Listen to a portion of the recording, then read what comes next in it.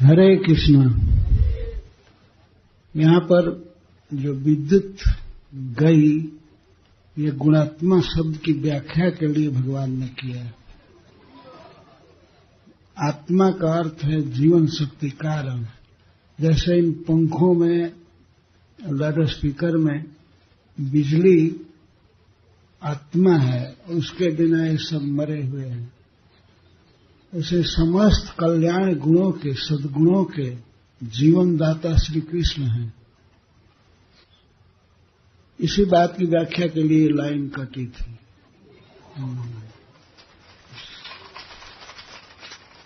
किसी में भी कोई गुण है, कोई विशेषता है, दया, ऐश्वर्य, धन या सुंदरता कुछ भी है, तो उसके कारण है श्री कृष्ण। श्री कृष्ण अनंत सौंदर्य से युक्त है, अनंत दया है, सब कुछ कल्याण गुण में अनंत है। कल्याण गुण का अर्थ श्रीपद रामानुजाचार्य जी किए हैं सद्गुण, कल्याण गुण, खराब गुण नहीं, खराब विशेषता नहीं है भगवान में। कभी कभी लोग तर्क करते हैं कि इस संसार में किसी में दोष है, दुर्गुण है, तो उसके कारण भी भगवान है, न सर्व कारण कारणम, लेकिन उसके कारण भगवान नहीं है। समस्त सद्गुणों के, शुभ गुणों के, अच्छी विशेषताओं के कारण है, आत्मा है। और जिस समय श्री भगवान इस प्राकृतिक जगत में अवतार लेते हैं, तो अपने अनंत गुणों द्वारा वे समस्त जीवों का हित करते हैं, हितावती रस्य। तो श्री ब्रह्मा जी कहते हैं कि ऐसा कौन व्यक्ति है, ऐसे कौन है जो गुणात्मा भगवान के गुणों को गिन करके शेष कर सके। गुणात्मनस्तेपि गुणान विमातुम, हे प्रभु आप गुणात्मा हैं, गुणों की आत्मा कारण है, जीवन शक्ति है। तो ऐसा कौन व्यक्ति है जो आपके अनंत गुणों को विमातुम, विमान करने में, माप करने में, गिनने में समर्थ है। कई शिरस्य, इसिरे, इसिरे का अर्थ है समर्था। कौन समर्थ है? कोई नहीं। आज तक संसार में, इस प्राकृतिक जगत में जो सबसे बड़े बड़े लोग हैं, जैसे भगवान शंकरसन, स्वयं भगवान के अवतार हैं, विभूति हैं, और उनके मुख 10,000 हैं, 10,000 फण हैं, और 10,000 मुख से भगवान श्री कृष्ण की महिमा गाते रहते हैं, गुण गाते रहते हैं, लेकिन आज तक शेष नहीं कर पाए किसी भी गुण का। यदि भगवान के सौंदर्य का वर्णन करते हैं तो सौंदर्य का कोई शेष अब तक नहीं हुआ। ऐसा सुंदर है भगवान। और दया, दया के विषय में कहा गया है श्रीमद् भागवत में, जस्य प्रसादात अयितांश भाग ले समन्य गुरवो जना स्वयं कर्तुम समेता प्रभुवन्ति पुंसस्तमीश्वरम ताम शरणम प्रपद्ये। भगवान में जो कृपा है, जो प्रसाद है,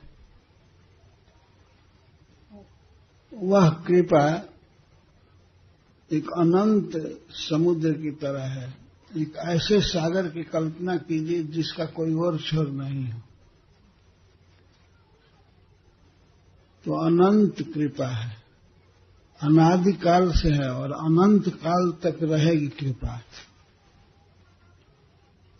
नजत प्रसादायित भाग लेशम अन्य च देवा गुरोह जना स्वयं कर्तुम समेता प्रभुवन्ति पुंसस्तमीश्वरम ताम शरणम प्रपद्ये। सत्यव्रत महाराज कहते हैं भगवान मत्स्य देव से कि जिनके कृपा के करोड़वें अंश के बराबर भी, करोड़वें अंश बहुत सूक्ष्म अंश के बराबर भी अन्य सबकी समवेत कृपा नहीं हो सकती है। यदि सभी देवता प्रसन्न हो जाए किसी व्यक्ति पर,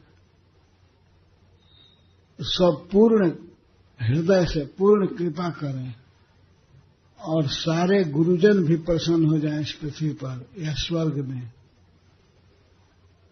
गुरु लोग प्रसन्न हो जाएं, माता पिता प्रसन्न हो जाएं, माता पिता अपने संतान के प्रति जैसा स्नेह करते हैं वो पूर्ण प्रसन्न हो जाएं, वे कृपा करें और कोई ऐसा समर्थ व्यक्ति हो जो सबके कृपा का समाहार करे, एक जगह इकट्ठा करे, तो भगवान के कृपा सिंधु के सीकर के बराबर भी सबकी समवेत कृपा की तुलना नहीं हो सकती है। सीकर का अर्थ है सीक से छिटका हुआ जल।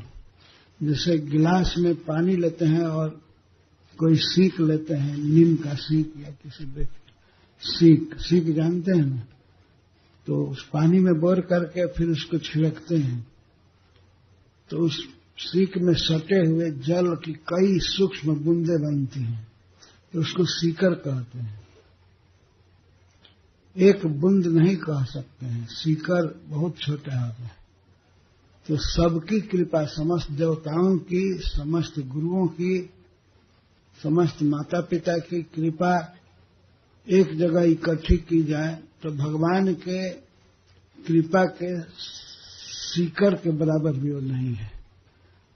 सबकी कृपा मिला दी जाए तब भी ऐसे कृपालु हैं भगवान। सबकी कृपा समय सापेक्ष, देश सापेक्ष होती है, भगवान की कृपा समय सापेक्ष नहीं है। विश्व की सृष्टि किए हैं, सबको चला रहे हैं, लेकिन वे अब तक उबे नहीं। दूसरा कोई होता तो उब जाता, कह रहे इन लोगों को पालते पालते मैं परेशान हो रहा हूं, दम निकल रहा है, अब मारो इनको। लेकिन वे सृष्टि करते ही रहते हैं, पालन करते ही रहते हैं। भगवान का भजन करने वाले या नहीं करने वाले सबको जिला रहे हैं, खिला रहे हैं, सबसे स्नेह है, सबको ज्ञान दे रहे हैं भीतर हृदय में रह करके।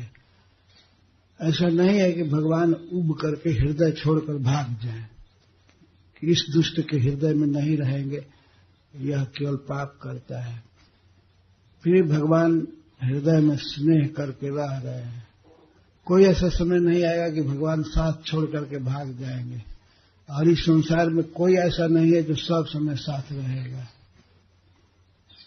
तो सबकी कृपा, देवताओं की, गुरुओं की, श्रेष्ठ लोगों की और स्नेहवान माता पिता की कृपा इकट्ठी की जाए तो वह भगवान की कृपा सुधा सिंधु के एक बिंदु के बराबर भी नहीं हुए।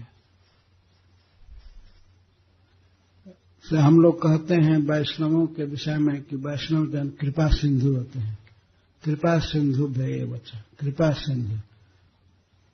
लेकिन सबकी कृपा इकट्ठी की जाए, समस्त सिंधुओं को मिलाया जाए, एक कारणों बना लिया जाए, जैसे प्रलय में पूरा ब्रह्मांड में समुद्र भर जाता है, तो ऐसे सबकी कृपा जुटाई जाए एक जगह, सारे सिंधुओं को एक जगह जुटाया जाए और वो सब सिंधु मिलकर भी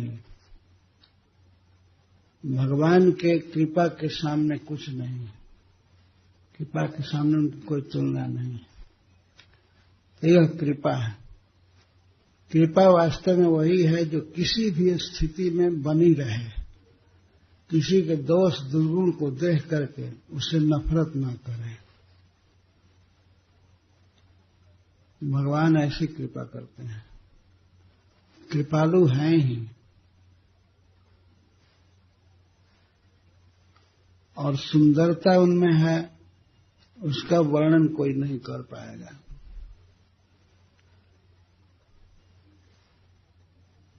तो क्या किया जाए? भगवान के गुणों को न गिना जाए?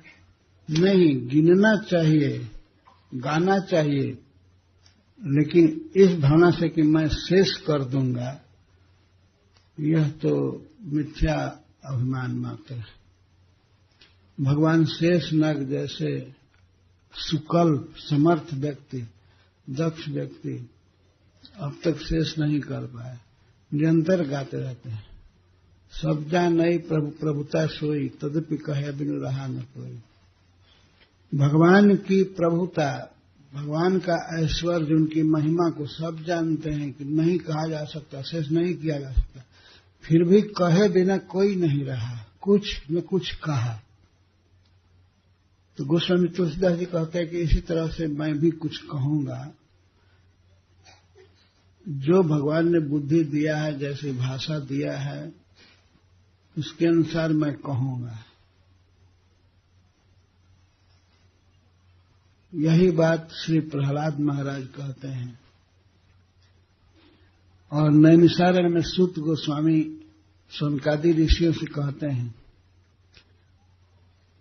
अहम है पृष्ठो यमणो भवद्भिराचक्ष आत्मा व गमोत्र जावन, नभ पतंतात्म समम पतत्रिण तथा समम विष्णु गतिम विपश्चित। हे महात्माओं, आप लोग सूर्य के समान तेजस्वी हैं। आपने जो हमसे पूछा है भगवान की महिमा, तो मैं आत्मा व गमः, मेरी जहां तक पहुंच है, मेरी समझ है और जैसी मेरी वाणी शक्ति है, उसके अनुसार मैं वर्णन करूंगा। आत्म अवगमम, अपनी शक्ति के अनुसार सूत जी कहते हैं। जैसे पतत्रिण पक्षी आत्मसमम, अपनी शक्ति के अनुसार आकाश में उड़ते हैं। आकाश यद्यपि असीम है, अनंत है, फिर भी छोटे छोटे पक्षी भी, छोटे पंख वाले भी इसमें उड़ते हैं, अपनी शक्ति के अनुसार उड़ते हैं। ऐसे ही भगवान की महिमा, भगवान का गुणानुवाद असीम है, अछोर है, लेकिन फिर भी विद्वानों ने, भक्तों ने, कवियों ने गान किया है, सबने गान किया है। श्री प्रहलाद महाराज कहे हैं भगवान नृसिंहदेव से कि मैं जानता हूं कि आपकी महिमा को कह पाना, शेष कर पाना संभव नहीं है, फिर भी मैं वर्णन करूंगा। तस्माद हम विगत विक्लव ईश्वरस्य सर्वात्मना महि गृणामि जथा मनीषम। हे प्रभु, हे नृसिंहदेव, आप परम ईश्वर हैं, प्रभु हैं, आपकी महिमा अनंत है, अगाध है, लेकिन फिर भी अपनी बुद्धि के अनुसार मैं आपकी महिमा का बखान करूंगा। क्योंकि नीचो जया गुणसर विसर्ग सृष्टि पूयेत ये नहीं पुमान अनुवर्णिते न। क्योंकि अनुवर्णन से, आपके बारे में बोलने से और सुनने से ही जीव माया से पार होता है। गुण विसर्ग मनु प्रविष्ट, इस भौतिक जगत में, गुणों की सृष्टि में, माया में जीव बद्ध है। यह कब यहां से मुक्त होगा? जब पवित्र होगा।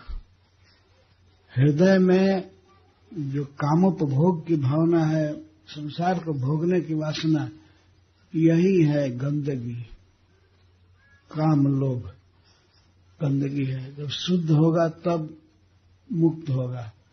तो शुद्ध कैसे होता है? आपका गुण गाने से, कीर्तन करने से और आपके बारे में सुनने से। अनुवर्णन कहते हैं। पुमान पुयेत, जीव पवित्र होता है आपके अनुवर्णन से, गान से और श्रवण से। अनुवर्णन का अर्थ है किसी ने पहले वर्णन किया है, उसी की बात को दोहराना, एज इट इज, बदलना नहीं। तो पहले बहुत लोगों ने गान किया है, जिन्होंने भगवत तत्व को समझा है अच्छी तरह से, वे गान किए हैं। जैसे श्रील सुखदेव गोस्वामी, श्री नारद मुनि, सनकादि 4 भाई, इन लोगों ने गान किया है, भगवान शिव ने गान किया है भगवान की महिमा का, भगवान की लीलाओं का। तो उन्होंने जो गान किया है उस गान के अनुसार फिर बाद में कहना, इसको अनुवर्णन कहते हैं या अनुवाद, गुणानुवाद। हम भगवान के बारे में कोई कल्पना नहीं कर सकते हैं, कल्पना करने का अधिकार नहीं है कि भगवान ऐसे हैं, ये हैं, ऐसा नहीं है कि भगवान निराकार हैं।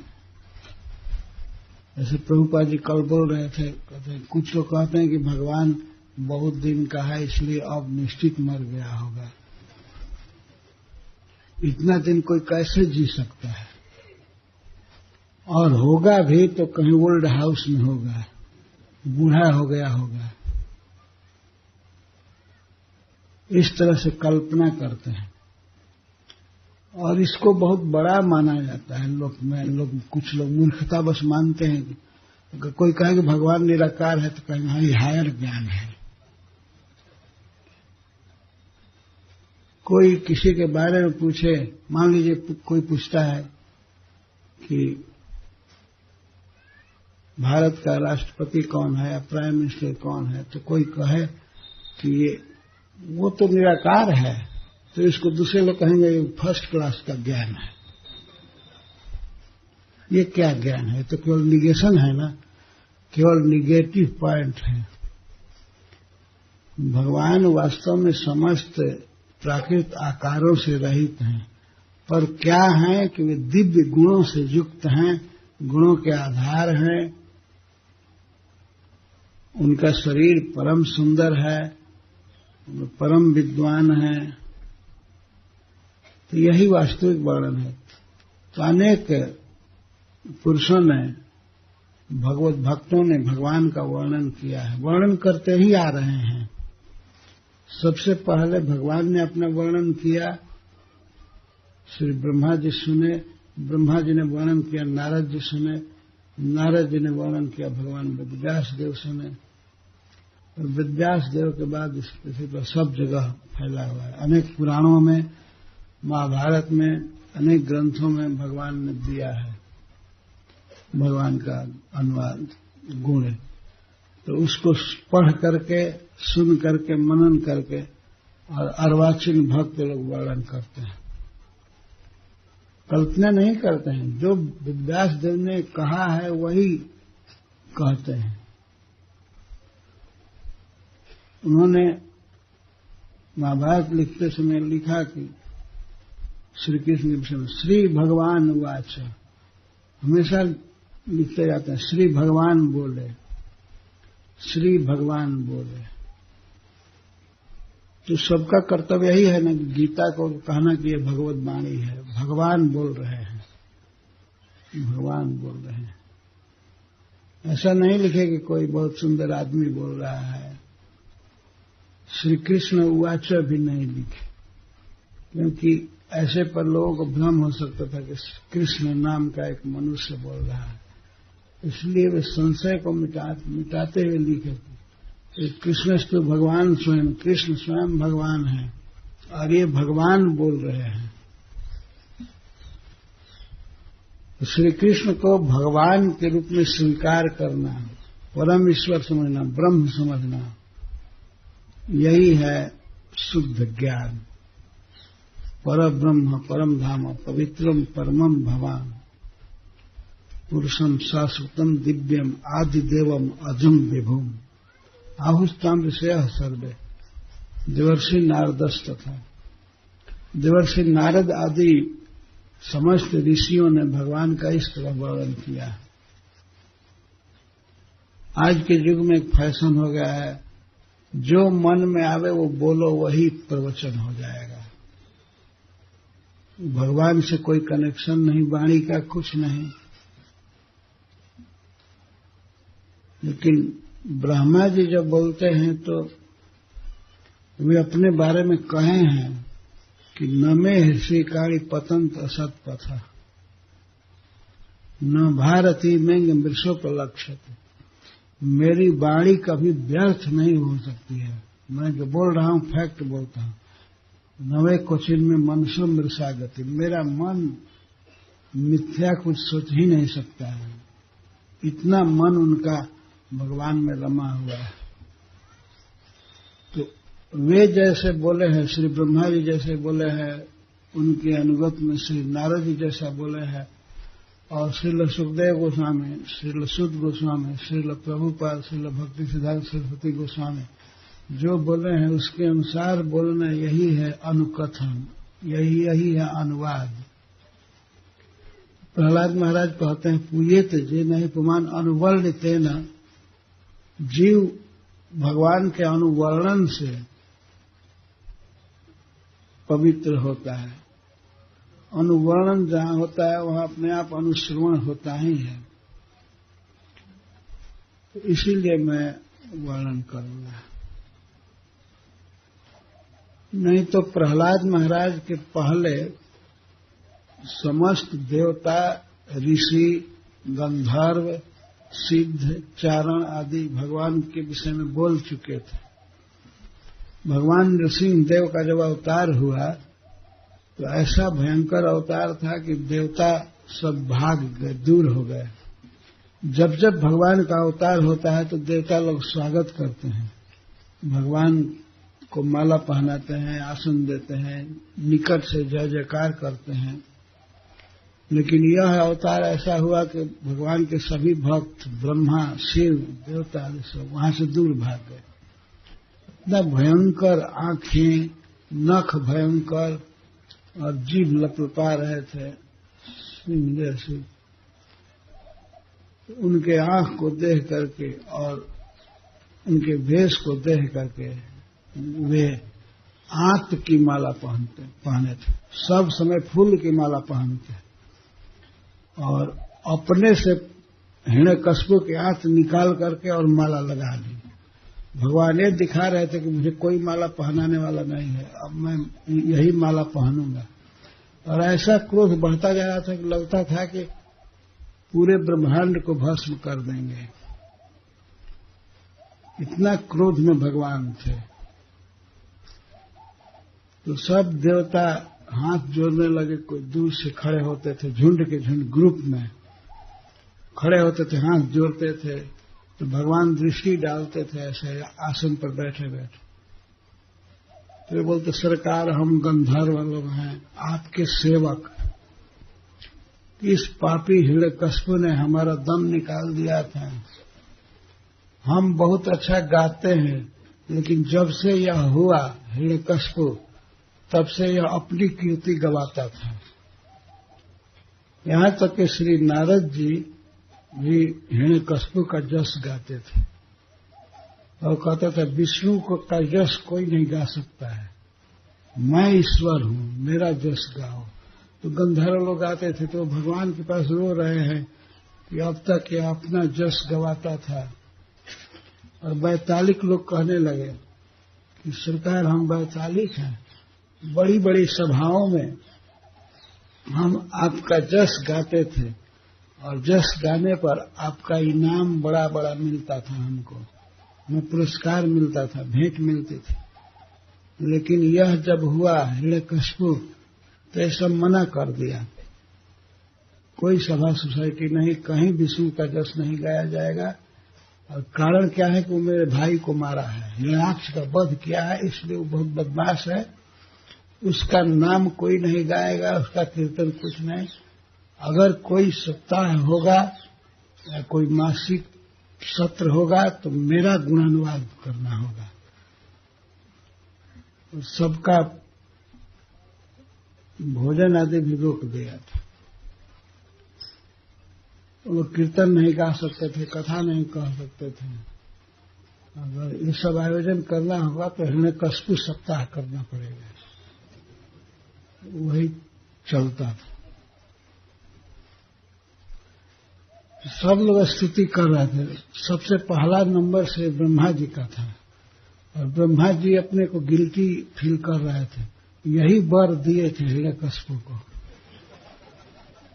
और सब उत्पात का कार्य ब्रह्मा जी, ब्रह्मा जी को भगवान ने मना भी किया अंत में कि आप ऐसे वरदान मत दिया कीजिए, देख सुन करके वर दीजिए। इतना वर दिए और इसने दुनिया को तबाह किया। साफ मना किए हैं भगवान, कभी मना नहीं किए शिव जी को, ब्रह्मा जी को, लेकिन इस अवसर पर ब्रह्मा जी को साफ मना किए हैं कि आप ऐसा वरदान मत दिया कीजिए। तो ब्रह्मा जी हिरण्यकश्यप के मरने पर भगवान से कह रहे हैं, नतोस्मिनन्ताय दुरंत शक्तये विचित्र वीर्याय पवित्र कर्मणे विश्वस्य सर्ग संयमान गुणैः स्वलीलया संदधते व्ययात्मने। हे अनंत, आपको मैं प्रणाम कर रहा हूं। दुरंत शक्ति है, आपकी शक्ति दुरंत है, आपकी शक्तियों का कोई अंत नहीं है। विचित्र वीर्याय, और आपका पराक्रम विचित्र है। केवल नख से हिरण्यकश्यप जैसे बलवान दैत्य का आपने वध कर दिया है। विचित्र वीर और पवित्र कर्मणे। यद्यपि आप आंख की माला लगाए हैं, हिंसा का कर्म किए हैं, लेकिन फिर भी आपकी कर्म परम पावन है। यदि कोई इन लीलाओं को सुनता है, गाता है, तो वो भी पवित्र हो जाता है। ऐसे पवित्र कर्मा भगवान हैं, पवित्र कर्मणे। और इस विश्व की सृष्टि, इसका पालन और संहार आप अपनी शक्तियों के द्वारा, गुणों के द्वारा करते हैं। स्वलीलया, लीला से ही और विश्व की सृष्टि करते हैं, पालन करते हैं, इतना बड़ा विश्व चलाते हैं, लेकिन भगवान कभी थकते नहीं हैं, बीमार नहीं पड़ते हैं। अव्ययात्मने, ऐसा कभी नहीं सुना कि भगवान सृष्टि करते करते अब हॉस्पिटलाइज्ड है, कुछ दिन हॉस्पिटल में रहेंगे, इसके बाद रिलैक्स होंगे, तब जाकर के सृष्टि की हिम्मत करेंगे। तो अव्ययात्मा है, अव्ययात्मा। भगवान में कभी कोई क्लांति नहीं, थकावट नहीं, बीमारी नहीं, बुढ़ापा नहीं, तो अव्ययात्मा है। इस तरह ब्रह्मा जी स्तुति करने लगे। इसके पहले भगवान के अवतार के पहले सब लोग आशा छोड़ दिए थे कि हिरण्यकश्यप भी मरेगा, तो अजर अमर हो गया। ब्रह्मा जी के वर से नहीं मरेगा और सबको मारेगा। सबके मन में यही भय था, लेकिन हिरण्यकश्यप के मरने पर सब प्रसन्न हो गए और भगवान को बधाई दे रहे थे। इसके बाद दूसरा नंबर आया भगवान शिव का। भगवान शिव भगवान के सखा भी हैं, दास भी हैं। तो वे कुछ मजाक जैसा करने लगे भगवान सामने। तो अजीब नाटक आपने किया है, इतना भयंकर रूप, कहाँ कमल जैसी आंखें और यहाँ तो दावानल जैसी भयंकर आंखें दहक रही थी। तो वो कहते, कोप कालो जुगांतस्ते, हे प्रभु, मैं आपका दास बोल रहा हूं, कैलाशवासी। अरे आपके क्रोध का समय तो जुगांत होता है ना, युग का जब अंत होता है, प्रलय का समय होता है, उस समय आप क्रोध करते हैं संकर्षण के रूप में और सारे विश्व का प्रलय करते हैं। तो कोप कालो जुगांतस्ते, आपके क्रोध का समय युग का अंत होता है। इस समय क्रोध की क्या जरूरत हो गई? क्रोध करके सबको तबाह कर रहे हैं, सभी रो रहे हैं, सब आपके भक्त हैं, भाग रहे हैं, कोई आपका स्वागत नहीं कर रहा है। तो ऐसा क्रोध बेकार समय पर आप क्यों किए? तो भगवान ने मानो कहा कि अरे इतना भयंकर दैत्य था, इसको मारना आवश्यक था। तो भगवान से कहा, कोप कालो जुगांतस्ते हतोया वसुर अल्पक। अरे इस असुर में क्या है, यह असुर अल्पक, ये तो बहुत तुच्छ है, छोटा है, और वो अभी मर गया ना, आपने मार दिया ना, तो अब क्रोध की क्या जरूरत है? उसके जीवित रहने पर क्रोध करते ठीक है, मर गया तो अब क्रोध की क्या जरूरत है? तत्सुतम पाहि उपसृतम। अब आप प्रहलाद की रक्षा कीजिए। हिरण्यकश्यप के पुत्र प्रहलाद महाराज आपके भक्त हैं, और आप भक्तवत्सल हैं, भक्तन ते भक्तवत्सल है भक्तवत्सल, भक्त से स्नेह करने वाले। तो हिरण्यकशिपु मर गया तो अब क्रोध की क्या जरूरत है, अब तो प्रहलाद को पालने की जरूरत है ना। आप प्रसन्न होइए और भक्त का पालन कीजिए, इस तरह से बेढंगा क्रोध मत कीजिए। भगवान शिव ने इस तरह थोड़ा विनोद जैसा किया। ये कोई क्रोध का समय है, क्रोध करके सबको भगा देना, सबको कपा देना, ये उचित नहीं है, आप गलत कर रहे हैं। भगवान नृसिंह देव जैसे भयानक भगवत अवतार के सामने भी शिव जी ऐसे बोल रहे हैं।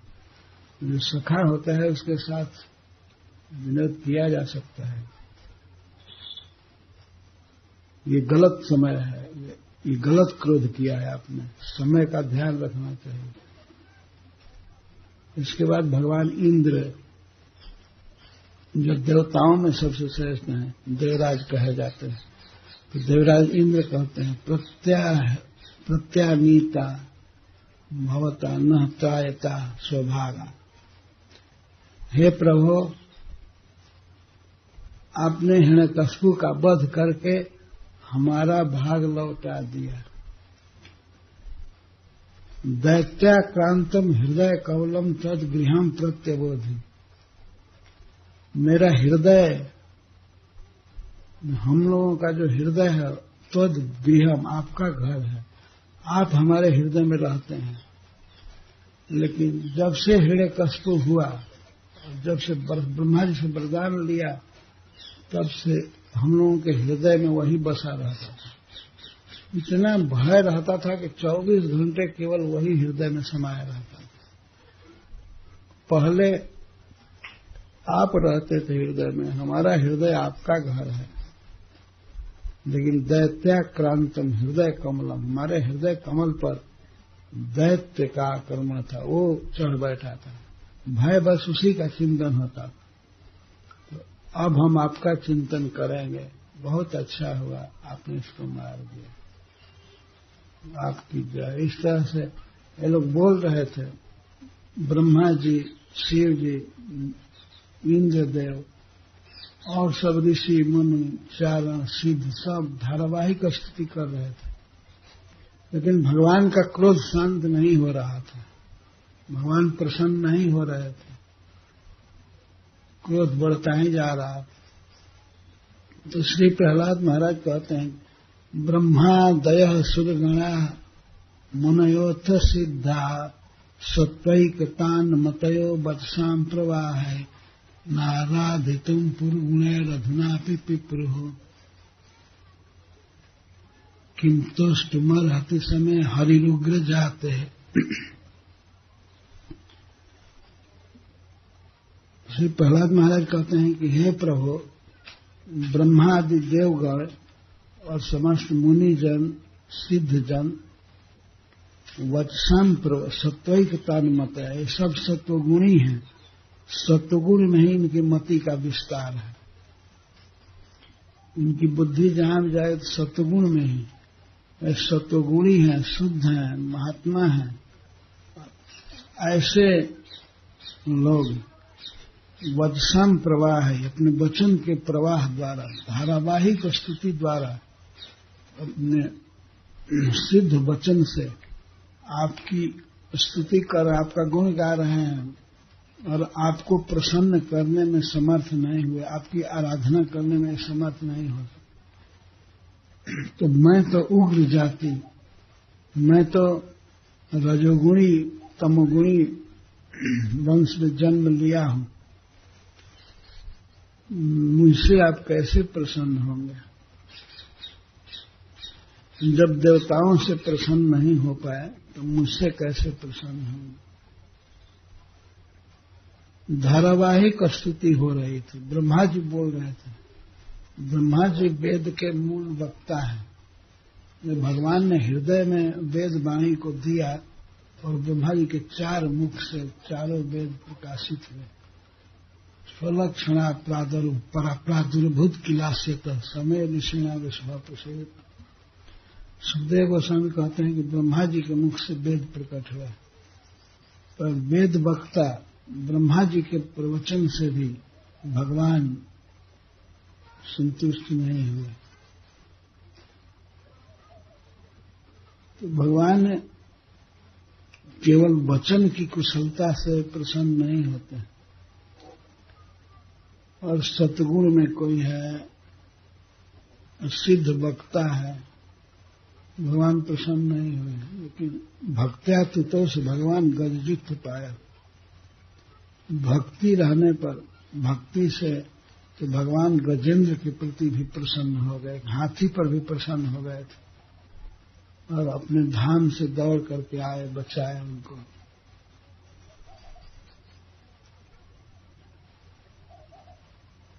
तो श्री प्रहलाद महाराज कहते हैं कि ब्रह्मा आदि देवगण, मुनिगण, सिद्धगण अपने वचन प्रवाह से और पूर्व गुणै, अनेक गुणों से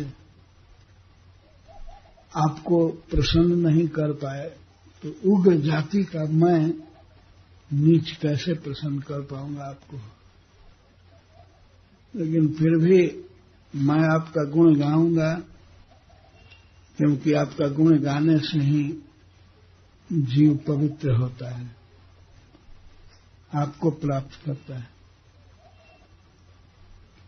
तो यही सिद्धांत है। भगवान के गुणों को गिन करके, गा करके कोई शेष नहीं कर पाएगा, लेकिन फिर भी गाना चाहिए, गाते ही रहते हैं। और अपनी जैसी बुद्धि है, जैसी पकड़ है, उसको गाना चाहिए, पहले सुनना चाहिए बड़े लोगों से, और इसके बाद उसी को दोहराना चाहिए। इसको अनुकथन कहते हैं। तो इस अनुकथन के श्रवण से, कीर्तन से ही जीव शुद्ध होता है।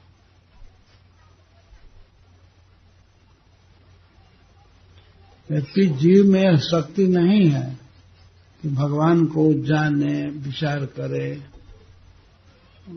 अपने प्रयास से, लेकिन पहले के लोगों ने भगवान के विषय में खूब सोचा है, समझा है, सुना है और बोला है, तो उसी को बोलना है। वो भाषा का अंतर है, कोई बात नहीं। भाषा चाहे संस्कृत हो, चाहे हिंदी हो, चाहे बंगला हो, या मराठी हो, गुजराती हो, कोई भी हो, भगवान का जस होना चाहिए और वह अनुवाद होना चाहिए। कोई बोला है प्रमाणिक व्यक्ति, उसकी बात को बोलना है। तो हमारी भाषा का अंतर हो सकता है, लेकिन गुणानुवाद तो होगा ही। और गुणानुवाद में यह शक्ति है कि जीव पवित्र हो जाता है। चेतो दर्पण मार्जनम, जीव की अविद्या नष्ट हो जाती है, समस्त वासनाएं, कामनाएं नष्ट होती हैं। वो भगवान से प्रेम करना सीखता है और भगवान के धाम जाता है, जहाँ समस्त भगवदीय गुणों से वो अलंकृत होता है। भगवान के अनंत गुण हैं, उन अनंत गुणों की संख्या बनाना भी कठिन है, लिस्ट बनाना भी विद्वानों के लिए कठिन है। वो हो सकता है कि भू 500 500 कहते हैं धूलि को, हो सकता है कि पृथ्वी के धूलि कणों को गिन सके। समय के अनुसार कालीन समय बीतते बीतते हो सकता है करोड़ों जन्म में वे गिनते गिनते पृथ्वी के धूलि कणों को गिन दें।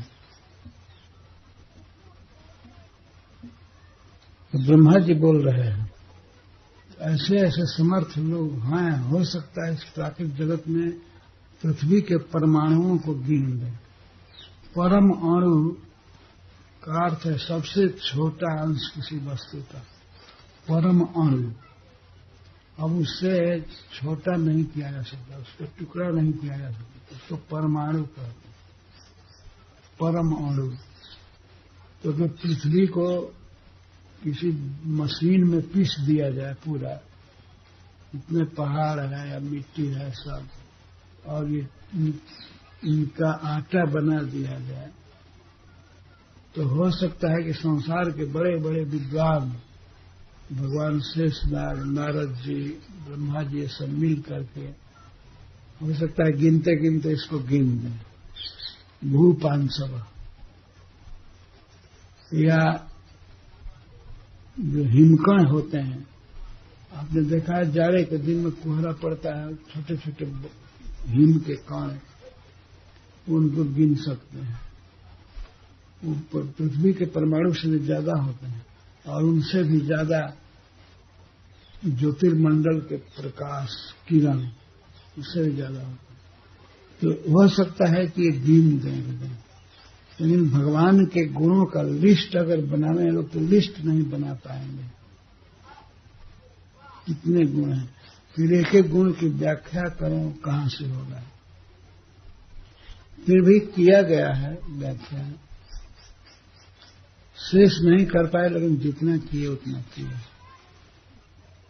सबने किया है, सभी भक्त हैं। भगवान के किस गुण पर लुब्ध नहीं है, भगवान के एक सौंदर्य गुण को लीजिए।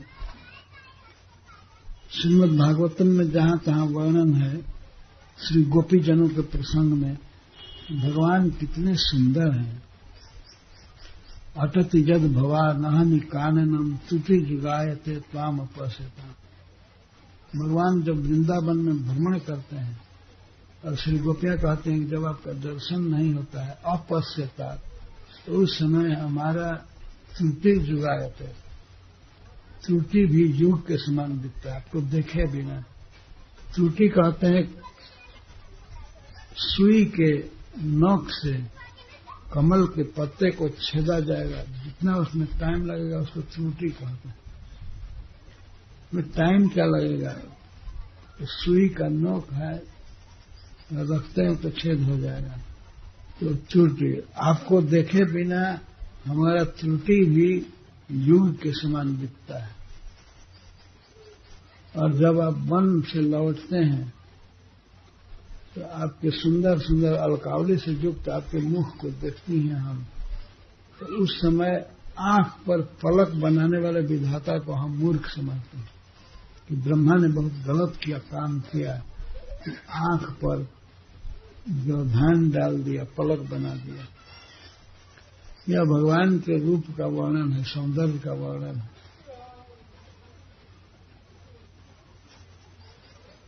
व्यंजना है, इतना कृष्ण को देखने की लालसा होती है और देखे बिना इतना दुख होता है। देखने पर परम आनंद और नहीं देखने पर परम दुख, इसके द्वारा भगवान के सौंदर्य का वर्णन किया गया। गोपीजन कहती हैं भगवान से, वीक्ष्यालकावृत मुखम तव कुंडल श्री गंडस्थलाधर सुधम हसितावलोकम दत्ता भयम च भुजदंड युगम विलोक्या वक्षा श्रियैक रमणम च भवाम दास्य। हे श्याम सुंदर, विक्षाल कावृत मुखम, सुंदर सुंदर अल्पों से युक्त आपके मुख को जब से हमने देखा, आपके मुख को देख करके, ख्याल कावृत मुखम तो कुंडलाश्री, और कानों में झूमते हुए कुंडल की शोभा देखा, कुंडल की शोभा से युक्त आपका मुख देखा, और आपकी मुस्कान, आपका गंडस्थल, गाल देख करके दत्ता भयम च भुजदंड युगम विलोक्य, और अभय दान देने वाला आपकी सुंदर बाहों को देख करके हम आपकी दासी हो गए। यदि भगवान इस पर ये कहें कि ओहो यह कुलग्नाओं के लिए उचित नहीं है, तो वे कहते हैं कि कास्त्रंग ते कल पदायत मूर्छिते न सम्मोहिताद चरिता न चले त्रिलोक्या। आप ही बताइए, तीनों लोकों में ऐसी कौन स्त्री है जो त्रैलोक के सौभग विदम च निरीक्ष रूपम, कौन ऐसी स्त्री है जो आपके बांसुरी को सुन करके और आपके इस त्रिभुवन सुंदर रूप को देख करके आर्य मार्ग से विचलित ना हो जाए, वो आप में अनुरक्त ना हो जाए। तो कृष्ण में अनुरक्त होना मतलब घर गृहस्थी से पतिव्रत धर्म आदि से विचलित होना है। तो कौन ऐसी स्त्री है तीनों लोकों में, स्वर्ग में और इस पृथ्वी पर और पाताल में, कौन ऐसी स्त्री है जो आपसे प्रेम नहीं करेगी, आज धर्म से विचलित नहीं हो जाएगी। जद गो द्विज द्रुम मृगा पुलकान्य विवरण, जिस बांसुरी के गीत को सुनकर और आपके रूप को देख करके गौएं,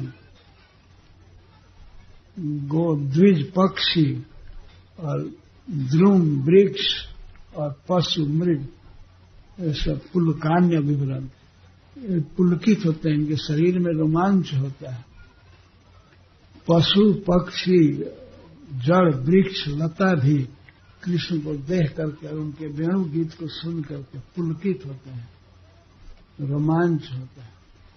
इन सब जीवों में भी जिस रूप को देख करके रोमांच होता है, जिनके गीत को सुनकर, तो ऐसी कौन स्त्री है जो धर्म मर्यादा से विचलित ना हो जाए, मतलब सबको छोड़कर आप में अनुरक्त ना हो जाए। तो भगवान का यह सौंदर्य है, उनके सौंदर्य का पूर्ण विवेचन कोई करने में समर्थ नहीं है, पर फिर भी विवेचन तो करना ही चाहिए। भगवान की सुंदरता का वर्णन करना, भगवान के दया का वर्णन करना, भगवान के ऐश्वर्य का वर्णन करना। श्रीमद् भागवत में अनेक जगहों पर भगवान के ऐश्वर्य का वर्णन हुआ है। वे कितने बड़े ईश्वर हैं, ब्रह्मा शिव आदि सब उनके सेवक हैं, ऐसा वर्णन है। एक बार द्वारका में ब्रह्मा जी आए। ब्रह्मा जी आए तो भगवान द्वारकाधीश का दर्शन करना चाहते थे ब्रह्मा जी, तो द्वार पर ही प्रतिहार ने उनको रोक दिया, सिक्योरिटी ने रोका। आप कौन हैं? ब्रह्मा जी कहे, पहचानते नहीं हो?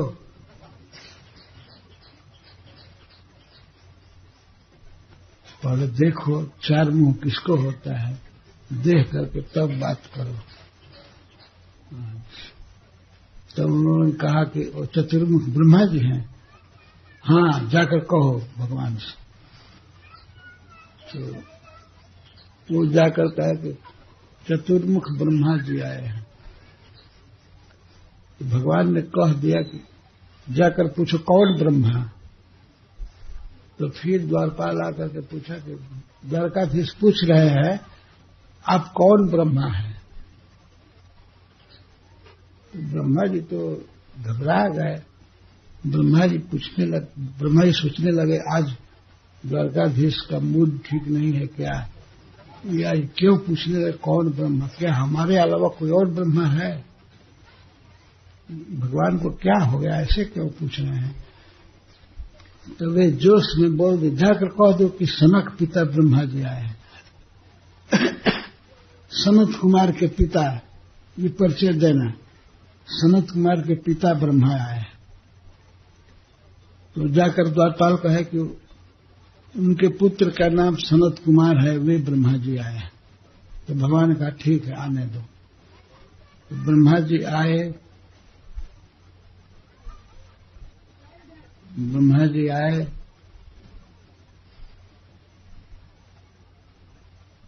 वहां खड़े थे, द्वारकाधीश को दंडोत करके खड़े थे। तब तक 8 मुख वाला ब्रह्मा आए।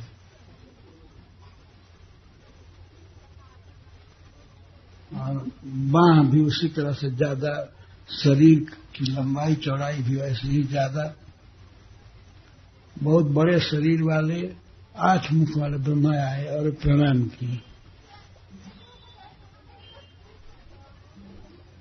तब तक 32 मुख वाले ब्रह्मा आए, 64 मुख वाले, इस तरह से हजारों मुख वाले ब्रह्मा आ गए। और भगवान सबसे पूछते थे कैसे हैं, सृष्टि ठीक से हो रही है ना। तब तक रुद्र आए, शिव आए, 5 मुख वाले, 10 मुख वाले, 15 मुख वाले, 20 मुख वाले। शिव जी के 5 मुख हैं, तो कई मुख वाले शिव आए, रुद्र आए, वे सब प्रणाम करते थे और भगवान सबसे पूछते थे सृष्टि का संहार ठीक से होता है ना। सब प्रश्न करते थे, समाचार जो जैसा होता है वैसे पूछते थे। उसके बाद इंद्र आए, अनेक इंद्र। उन सबके बीच में, अनेक ब्रह्मा और अनेक शिव के बीच में, जो पहले ब्रह्मा जी आए थे उनके विषय में कृष्णदास कविराज गोस्वामी कहते हैं कि वे ऐसे खड़े हुए थे जैसे हाथियों के बीच में खरगोश खड़ा हो, और ऐसे देख रहे थे ऊपर, 4 मुख से ऐसे देख रहे थे सब पर। कितने बड़े बड़े ब्रह्मा आए हैं, कितने बड़े बड़े रुद्र और इंद्र, मैं तो कुछ भी नहीं हूं इनके आगे।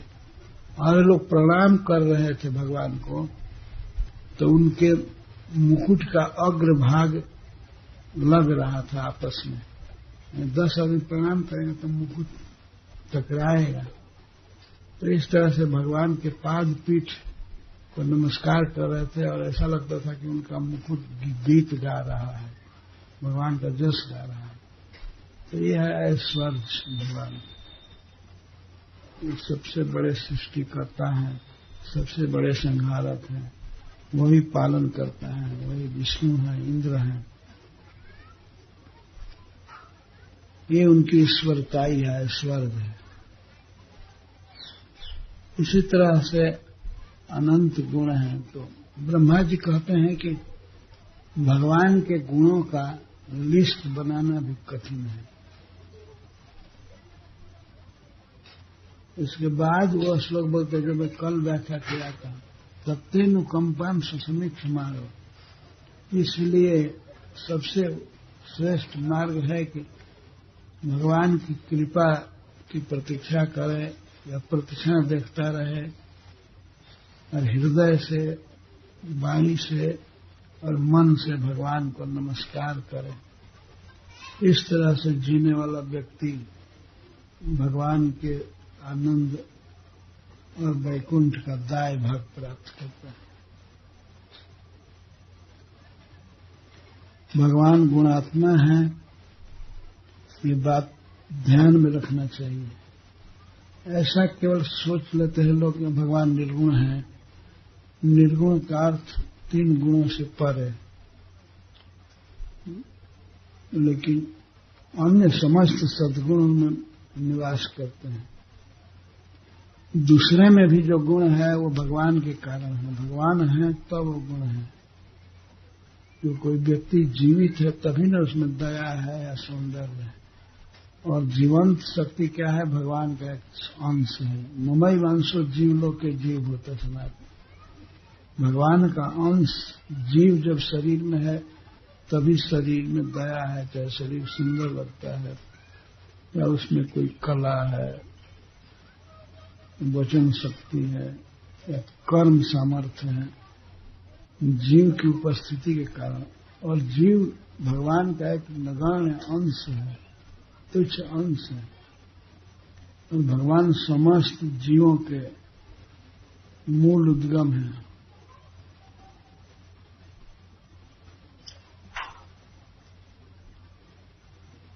तो सब मिलाकर सार यही निकला ब्रह्मा जी की स्तुति से कि भगवान का